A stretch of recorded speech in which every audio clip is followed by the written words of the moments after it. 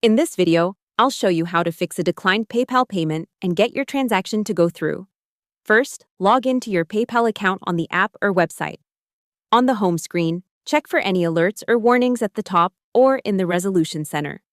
If your account is limited, unverified, or under review, PayPal may automatically block payments until you complete the required steps. Next, check your funding source.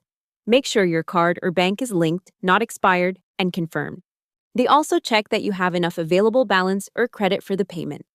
Even small test charges or currency conversion fees can cause a decline if funds are tight. Then, review the details of the payment, the amount, currency, and country of the seller.